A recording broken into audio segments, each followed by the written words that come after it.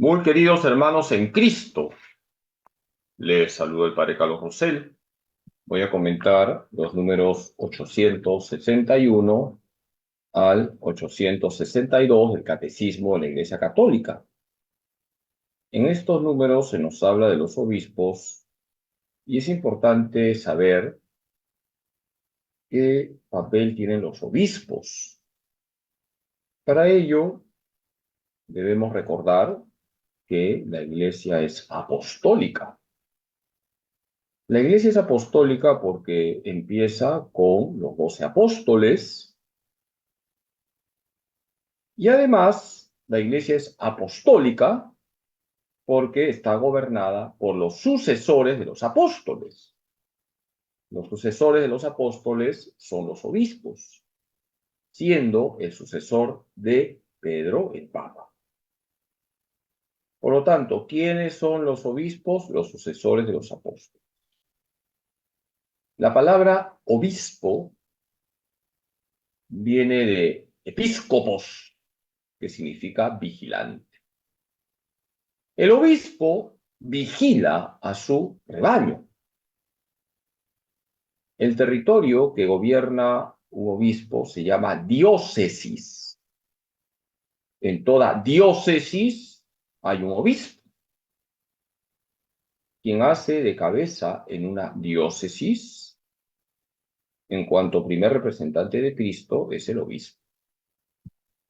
Dice el Catecismo de la Iglesia Católica en el número 861, para que continuase después de su muerte la misión a ellos confiada, encargaron mediante una especie de testamento a sus colaboradores más inmediatos que terminarán y consolidarán la obra que ellos empezaron. Les encomendaron que cuidaran de todo el rebaño en el que el Espíritu Santo les había puesto para ser los pastores de la Iglesia de Dios. Nombraron, por tanto, de esta manera a algunos varones y luego dispusieron que después de su muerte otros hombres probados les sucedieran en el ministerio. Este pasaje del Catecismo de la Iglesia Católica, número 861, se refiere a lo que hicieron los apóstoles. Los apóstoles fueron testigos vivos de lo que hizo Jesús. Los apóstoles tuvieron un encuentro profundo con Jesús. Fueron testigos de lo que Jesús hizo por nosotros, de su pasión, de su muerte y de su resurrección. Y los apóstoles recibieron un mandato misionero. Vayan por todo el mundo y anuncien el Evangelio. Marcos 16:15. Y los apóstoles, obedientes al mandato de Jesús, se fueron por todo el mundo y comenzaron a formar comunidades cristianas. Y los apóstoles iban también formando colaboradores. Y los apóstoles imponían las manos a esos colaboradores, dejándolos como encargados de las comunidades cristianas. Y de esa manera estamos hablando de que empieza lo que significa la sucesión apostólica. Los sucesores de los apóstoles son los obispos. Los apóstoles sabían que no iban a ser eternos aquí en la tierra, se iban a morir, y dejaron sucesores. Imponían las manos, daban la sagrada potestad a ciertos varones, esos varones que recibieron la imposición de manos, que recibieron la sagrada potestad para presidir una comunidad cristiana, se comenzaron a llamar obispos.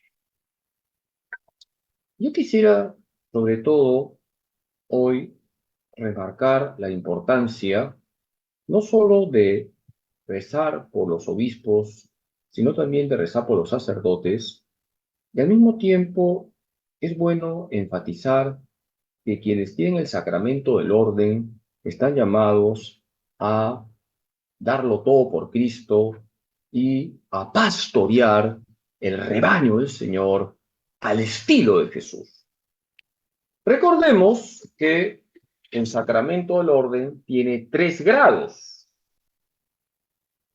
¿Cuáles son los 3 grados del sacramento del orden?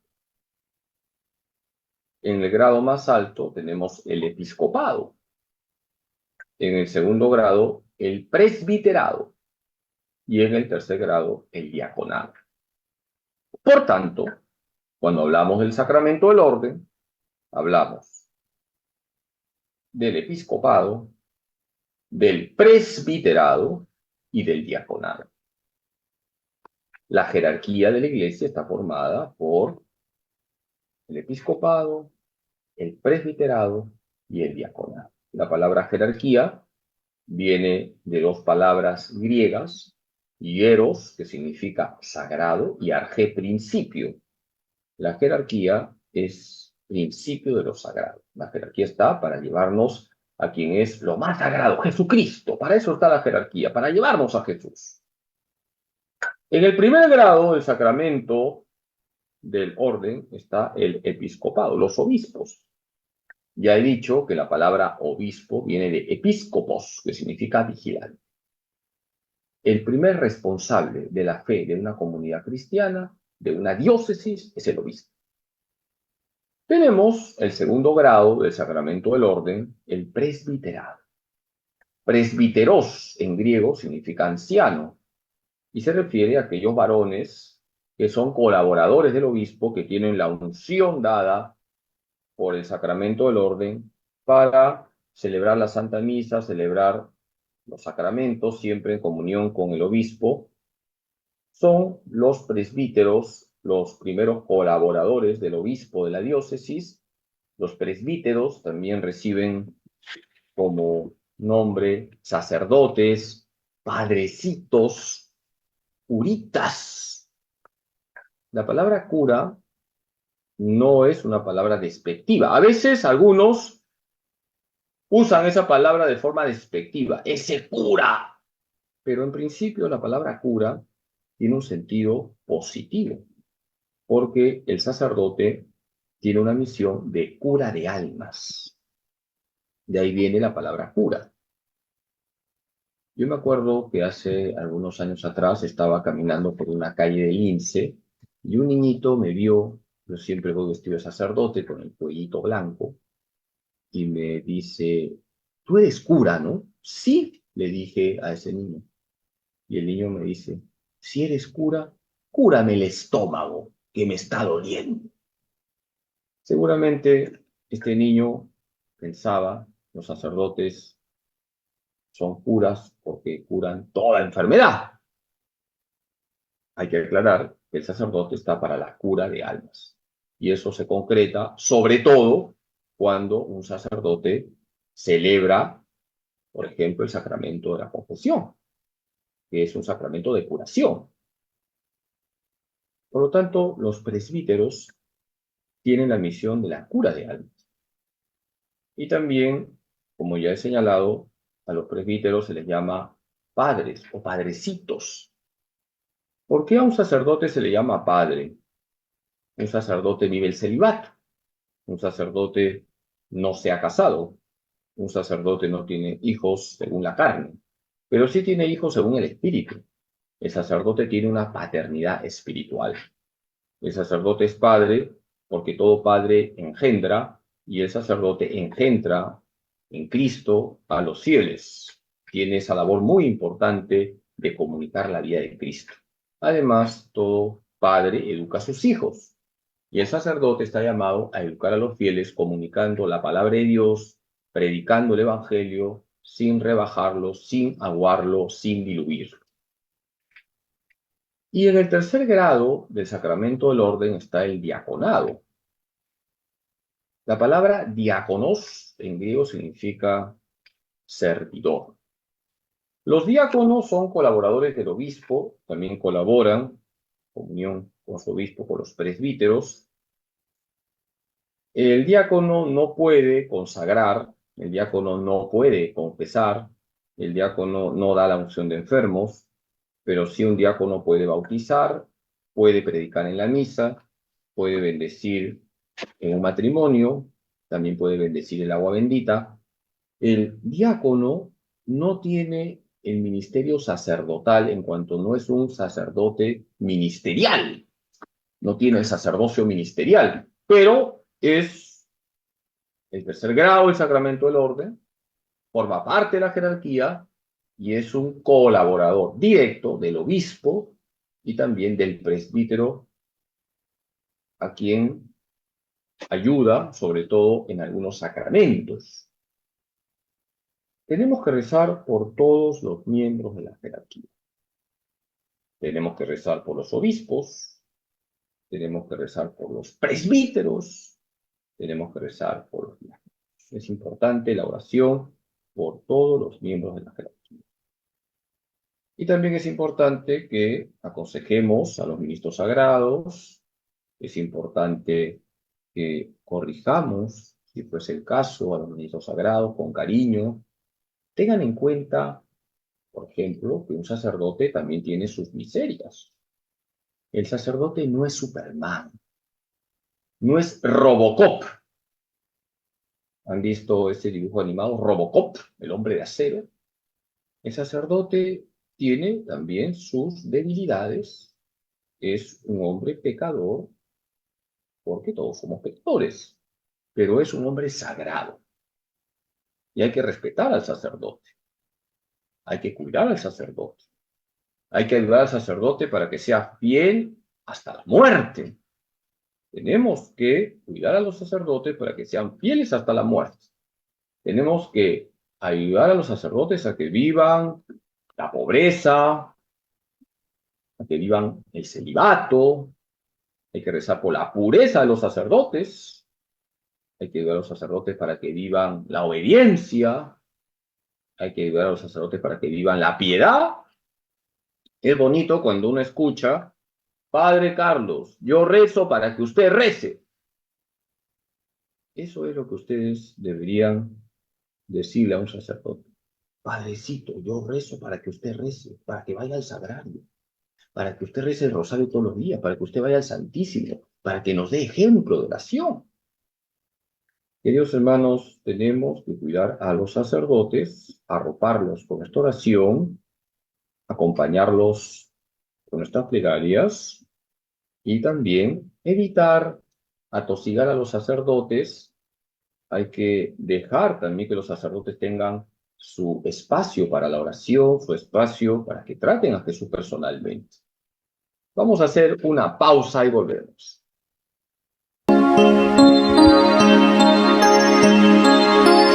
María de Nazaret, María me cautivó, hizo más grande mi fe y por... Queridos hermanos, estamos hablando de lo que significa la jerarquía. El catecismo de la Iglesia Católica, en los números 861 al 862, señala que los obispos son sucesores de los apóstoles. Y es importante saber que la jerarquía está formada por los obispos, los presbíteros o sacerdotes y los diáconos. Qué importante es la oración por los miembros de la jerarquía. La jerarquía no es un grupo de señoritos que viven cómodamente de ninguna manera. La jerarquía está para servir a la Iglesia. Y de hecho el Papa, el Santo Padre, tiene un título, Servus Servorum Dei. Repito, Servus Servorum Dei, que significa siervo de los siervos de Dios. El primer servidor en la Iglesia es el Papa, quien tiene el cargo más alto. Los cargos en la Iglesia son cargas, porque la jerarquía tiene que imitar a Jesús, que lavó los pies a sus apóstoles. Por eso es importante la oración por todos los miembros de la jerarquía.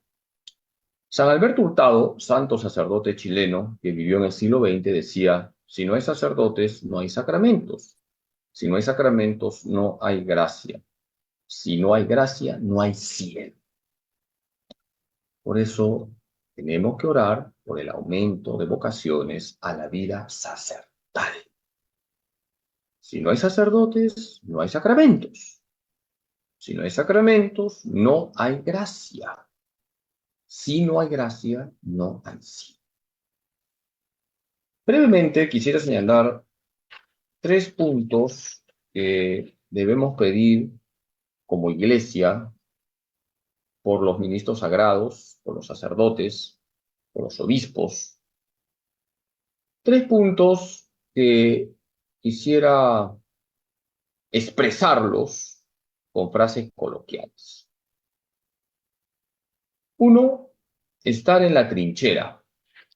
2, fajarse. 3, ensuciarse los pies.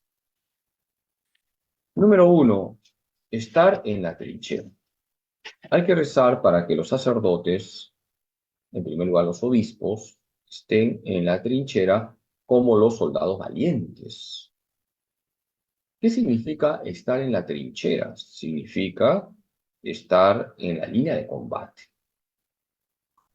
Y hoy estamos viviendo en un combate espiritual y cultural contra las fuerzas del mal.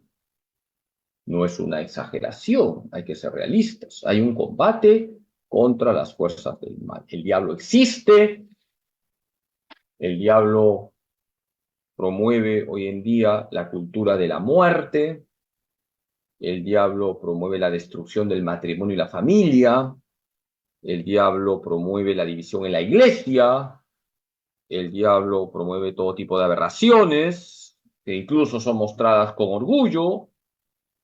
Hay que estar en la trinchera, hay que defender la fe del pueblo de Dios. Pidan a Jesús para que los obispos y los sacerdotes estén en la trinchera. Que defiendan al pueblo de Dios de todo tipo de ideologías, de todo tipo de comportamientos antievangélicos. Los sacerdotes debemos estar en la trinchera. ¿Y cómo está un sacerdote en la trinchera? Cuando tiene las armas de Dios. Por eso, recen para que los sacerdotes recen. Tenemos que pedir que haya sacerdotes que llevan una profunda vida de oración. Necesitamos sacerdotes adoradores de la Eucaristía, sacerdotes recontramarianos. Los santos sacerdotes han estado siempre en la trinchera. No han arrugado, como decimos en el lenguaje coloquial. Cuando en una pelea alguien se tira para atrás, se dice que arrugó. Los sacerdotes, en primer lugar los obispos, no pueden arrugar. Tienen que estar en la trinchera, cuidando la fe del pueblo de Dios. El segundo punto es fajarse. En el ámbito coloquial, fajarse significa que tiene que asumir un trabajo arduo. En el box, por ejemplo, se pide que un boxeador se faje, es decir, que dé su máximo esfuerzo. Tenemos que fajarnos. Fajarse viene del hecho de que para cargar un gran peso debemos colocarnos una faja para que no nos salga una hernia. Decirle a un sacerdote que se faje significa que tome conciencia que tiene mucho trabajo. No hay lugar para el relajo en la vida de un sacerdote. Un sacerdote no puede ser como el control remoto. ¿Por qué un sacerdote no puede ser como el control remoto? Porque el control remoto o está en la cama o está en el sofá. Un sacerdote no puede ser como pantalón de payaso. ¿Por qué un sacerdote no puede ser como pantalón de payaso? Porque un pantalón de payaso siempre está flojo. Por eso es muy importante que el sacerdote se faje. Y comprendan también si un sacerdote está cansado. Ya les he dicho, el sacerdote no es Superman, el sacerdote no es Robocop, el sacerdote también se cansa y a veces puede ser que ese cansancio se manifieste en que tiene una cara seria, como la cara del padre Carlos. Yo soy serio, por si acaso. Voy a tratar de mejorar ese punto, pero uno viene así de fábrica. El sacerdote también se cansa. Les confieso algo que muchas veces lo he dicho.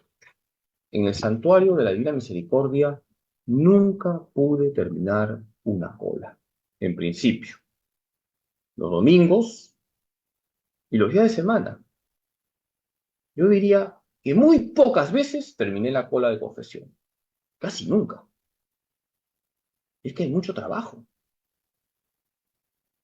Para un sacerdote siempre va a haber mucho trabajo.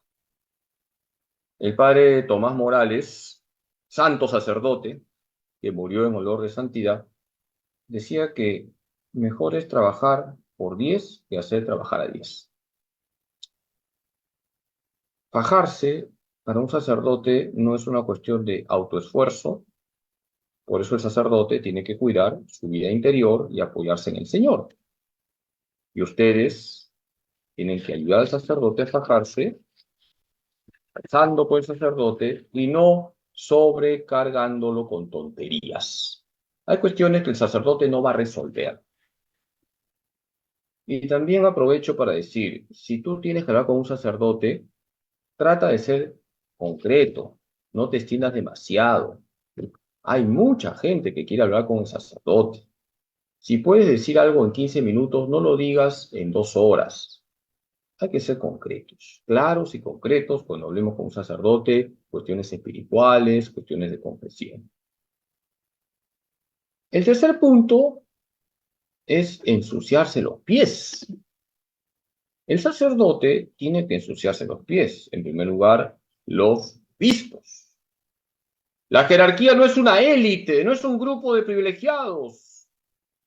La jerarquía está para servir, para sudar la camiseta. La palabra ministro viene de un verbo que está en latín, ministrare, que significa servir. Ensuciarse los pies significa que el sacerdote, que el obispo, tiene que caminar con el pueblo de Dios que peregrina en este mundo polvoriento, lleno de barro. Un sacerdote no es un gerente que desde una oficina da órdenes. Un sacerdote no es un funcionario de lo sagrado. Un sacerdote no es un burócrata de las cosas de Dios. Un sacerdote tiene que caminar con el pueblo de Dios. Ensuciarse los pies exige para un ministro sagrado salir a buscar a la oveja perdida. Ensuciarse los pies significa para un ministro sagrado tomar conciencia que no debe usar su ministerio para enriquecerse o para vivir como un señorito. Ensuciarse los pies para un sacerdote es tomar conciencia que él también es un pecador y que necesita que Jesús le lave los pies. Por eso se recomienda vivamente a un sacerdote que se acerque con frecuencia a la confesión. Yo también tengo que confesarme. Padre Carlos, ¿usted se confiesa? Sí. Y procuro confesarme todas las semanas. Les confieso otra verdad. Durante años, mi confesor fue el padre Eulogio. Yo no me iba a imaginar que iba a terminar siendo párroco de la parroquia donde el padre Eulogio estuvo 16 años. El padre Eulogio fue mi confesor años. Y mi director espiritual, años, hasta que murió, fue el padre Juan Buendía. Y aquí también, en esta parroquia donde estoy, trabajó el padre Juan Buendía. Y todos los días yo rezo en la misa por el padre Eulogio y por el padre Juan Buendía. Los sacerdotes necesitamos confesarnos y necesitamos también tener un director espiritual. Tenemos que caminar con el pueblo de Dios. Eso es lo que nos pide Jesús a nosotros, los sacerdotes. Queridos hermanos, recen para que los sacerdotes y los obispos crezcan en gracia, no en grasa. tengo que decirles que de mi promoción, somos muy amigos todos los sacerdotes de mi promoción, el más flaquito soy yo. Mis compañeros han crecido en grasa y también en gracia, porque son mejores que yo, pero todos están barrigones, menos yo. Eso sí me mantengo. Y como bien, por si acaso. Recen, queridos hermanos, para que los sacerdotes estén en la trinchera, se fajen y se ensucien los pies. Vamos a pedirle a la Virgen Santísima, nuestra Madre, que cuide a sus hijos predilectos, los ministros sagrados, los obispos, los sacerdotes, para que ahí donde estén reflejen a Jesús, el buen pastor. Hacemos una pausa y volvemos.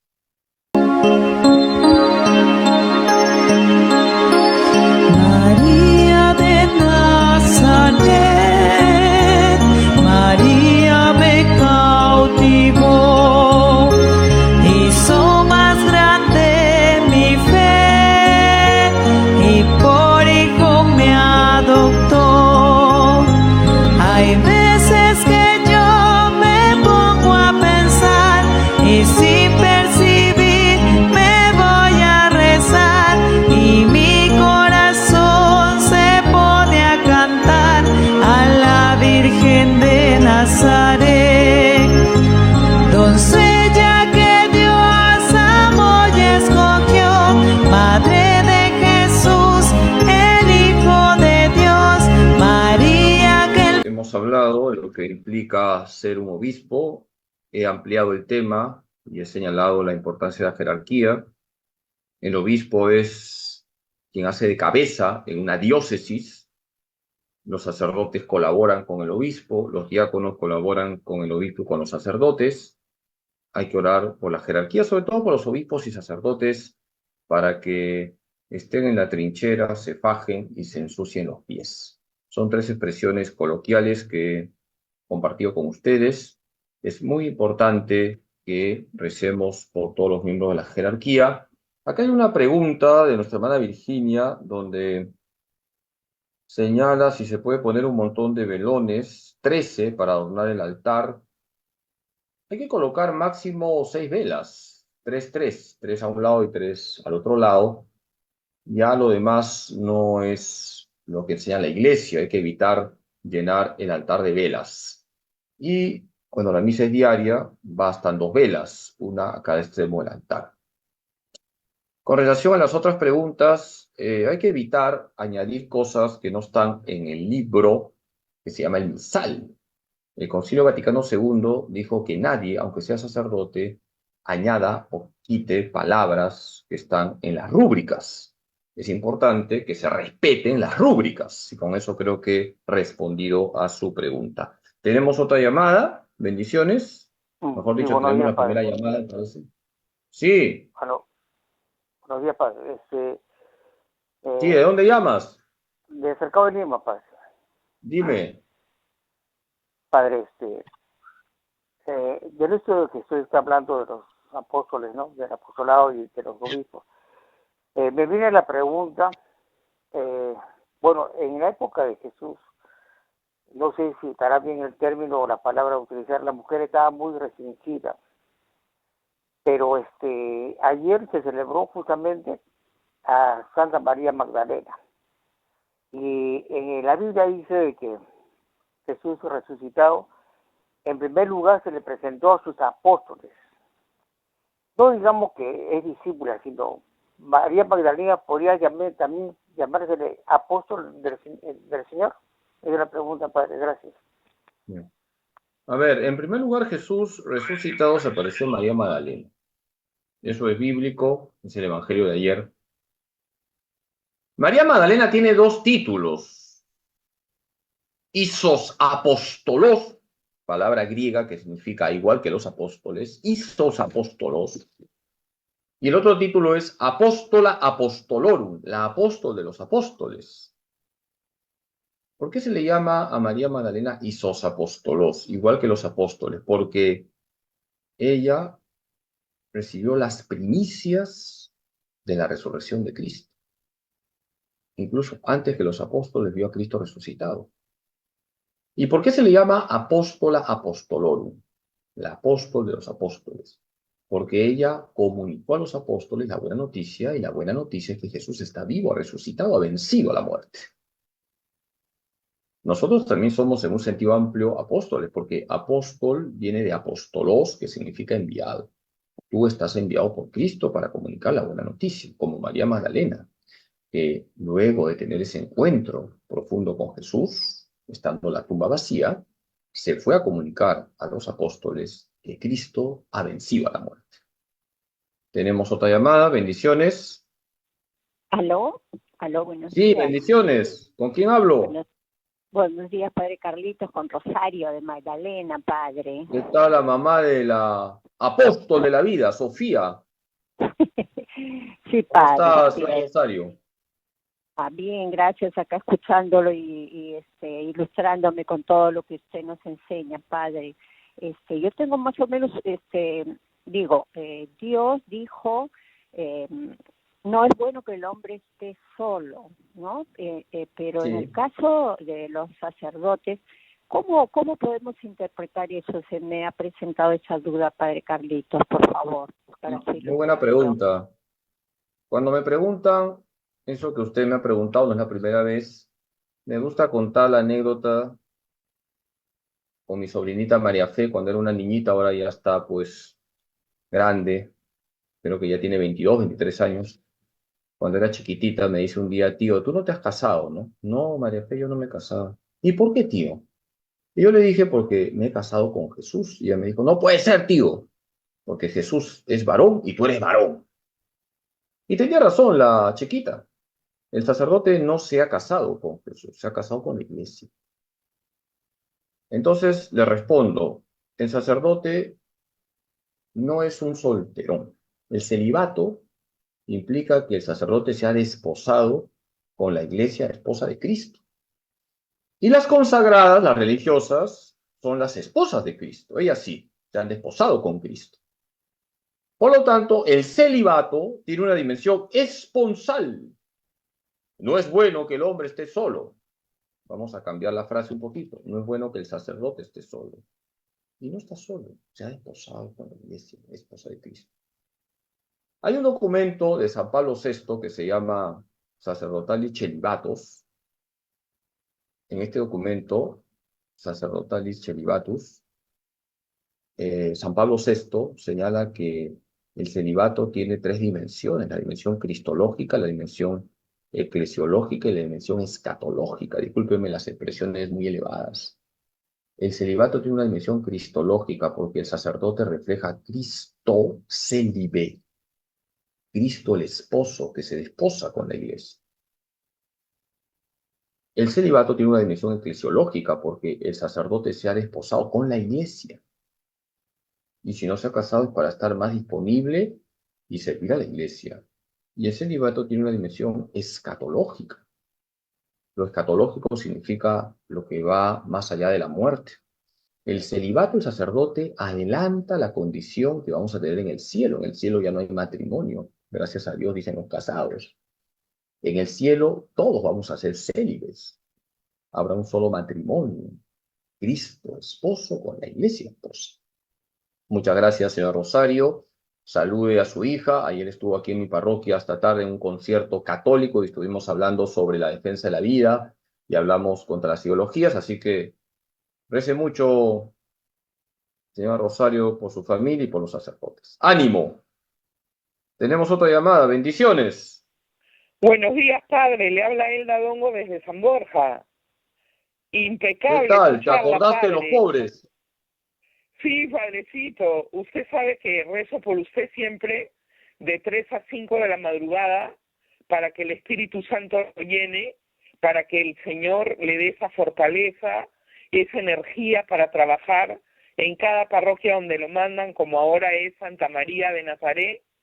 Y sabe que, padre, yo rezo para que usted sea fiel a su ministerio, sea fiel a la Santa Madre Iglesia Católica. Y también cada vez que rezo, de 3 a 5, que lo hago muchos años, padre, usted ya el 15 de agosto próximo cumple 20 años de sacerdote bien merecido, Padre, se le vaya el cansancio, no tenga ese cansancio y tenga ayuda de la feligresía y de las almas que están a su alrededor, Padre. Yo solo quiero decirle que lo quiero mucho, que estoy muy agradecida porque usted sea mi confesor, mi director espiritual, y pues nada, Padre, yo le voy a cantar su canción. Sacerdote para siempre, Carlos Rosell, de la mano de María, Carlos Rosell, en mis momentos de dolor y tribulación, amigo Padre Rosell, cada Eucaristía siempre Padre Rosell, cada hora santa siempre Carlos Rosell, los rosarios de la aurora Padre Rosell, amigo Padre Rosell, semillero de los niños Padre Rosell, confesando por las tardes Padre Rosell, los rosarios de varones Padre Rosell, amigo Padre Rosell. Padre Rosell, usted es un santo y buen sacerdote, reciba el abrazo de mi madre Elda, que está acá conmigo, de Milka, de Soraya, y Jessica está en Misiones, y Danisa lo está escuchando desde su casa. Lo quiero mucho, Padre, a seguir trabajando y siempre en comunión de oración. Que siempre siga ese sacerdote santo, ese sacerdote que nunca dice no a un sacramento, siempre tiene un tiempecito para todo, Padre, y la verdad que también le agradecemos por todos los sacerdotes que usted ha formado cuando usted era rector del seminario Santo Toribio de Mogrovejo. Entonces creo que hay muchas promociones que usted ha formado. Lo escucho por la radio, Padre, y qué buen sacerdote que es usted. Benditos sean los pechos que lo amamantaron y el vientre que lo llevó. Un saludo a su mamá, la señora Nelly Almeida Fajiri, que ella no fue egoísta y lo donó, Señor, lo donó para el Perú y para el mundo. Muchas gracias, Zelda, y bueno, por las exageraciones que has hecho, tienes 1.000.000 de años en el purgatorio. Gracias y bueno, somos pecadores todos, tenemos que esforzarnos siempre por reflejar a Jesús, recen siempre por mí, recen por todos los sacerdotes, para que nos dejemos guiar siempre por el Espíritu Santo. Qué importante es la oración constante por los sacerdotes, y conviene decirlo, hoy en día no son, entre comillas, una profesión que los jóvenes quieran seguir. El sacerdocio no es una profesión, aclaro, pero hoy en día hay una escasez tremenda de vocaciones y eso es preocupante. El sacerdocio no es una profesión, es una vocación, es un servicio, y es importante que no falten sacerdotes, porque si faltan sacerdotes, no hay sacramentos, si no hay sacramentos, no hay gracia, si no hay gracia, no hay cielo, decía San Alberto Hurtado. Muchas gracias por su paciencia, ya voy a terminar el programa, y voy a darles la bendición. Que Dios Todopoderoso les bendiga, en el nombre del Padre, del Hijo y del Espíritu Santo. Bendiciones para todos, ánimo, bonito martes, a rezar siempre a nuestra Madre, ella nunca falla, ella siempre está con nosotros, así que a ser recontra marianos, a buscar siempre a nuestra Madre Santísima, camino fácil, sencillo, directo, para encontrarnos con Jesús. Que Dios Todopoderoso les bendiga en nombre del Padre, del Hijo y del Espíritu Santo. Paz para todos, ánimo.